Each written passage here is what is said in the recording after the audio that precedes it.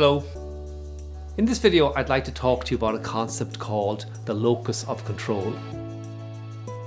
This dates back to the 1960s and the work of Julian Rothers, who investigated how people's behaviours and their attitudes affected their outcomes in their lives.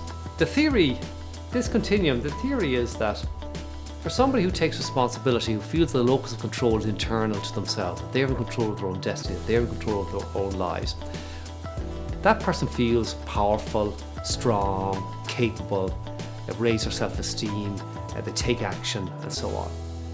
But somebody who feels, on the other extreme, that they are not responsible, they're irresponsible, that they're not in control of their destiny, that luck, the fates, whatever, is running their lives, that external influences are controlling their lives. These people feel powerless, they feel a sense of frustration, and they certainly don't feel motivated to move into action and to create their own future. I have a strong sense of feeling control of my destiny, feeling control of my life, because I have a very clearly articulated plan. Now, don't confuse this with me believing that I'm actually in control of anything that's happening out there. We're not.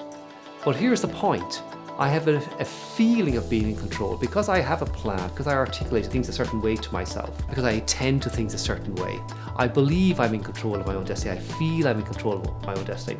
And this feeling of control makes me feel powerful, makes me feel strong, gives me the motivation and the courage to take the next steps and do what's necessary to, in fact, create this self-fulfilling prophecy.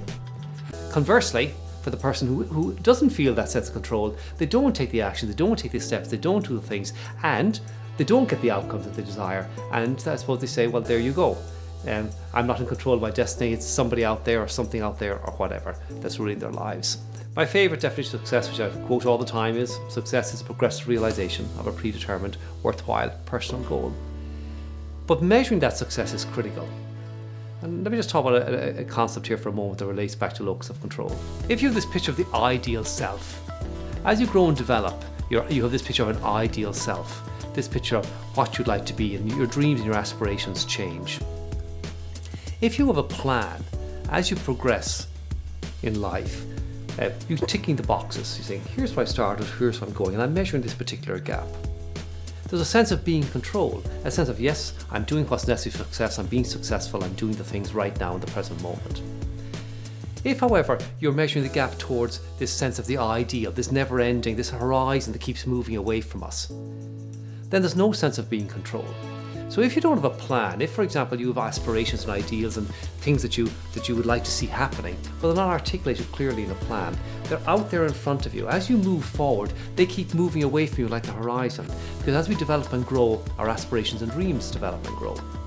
So there's no sense of being controlled, there's no sense of accomplishment, no sense of being successful. So this is one of the reasons why the one thing planning is really, really important, or any planning is really important in the context of having a sense of control, a sense of being successful. When you have a very clearly articulated plan and you're looking backwards, and you say, I'm following the plan, I'm taking the steps, I'm ticking the box, I'm doing what is necessary, there's a real sense of being controlled. It's a feeling, but it's a real sense of being controlled. And what this does is this gives you a sense of power, a sense of motivation, which gives you the courage to keep taking the steps and do what's necessary. Two people with identical apparent successes could have a very, very different view of the world based on this model, and a very, very different view of whether or not they're in control of what's happening, and a very, very different level of motivation to continue to keep going to build something. In my experience, both tend to be self-fulfilling states. There's a very strong link between performance and self-esteem. In fact, they're self-reinforcing. A feeling of success builds self-esteem and gives the courage to go on and do the steps that are required for success, which further builds self-esteem and so on. So where's your locus of control? Do you feel in control? Do you have a plan that you say, yes, I'm in control of my destiny, I'm taking responsibility, I know what's happening, and is that giving you the motivation and power that you need to go on and do bigger and better things? Or do you feel that the locus of control is outside of yourself? You're operating without a plan, even if you have aspirations and dreams. They're ever receding and constantly moving away from you. Write a plan, write a one-thing plan, write it now, try it.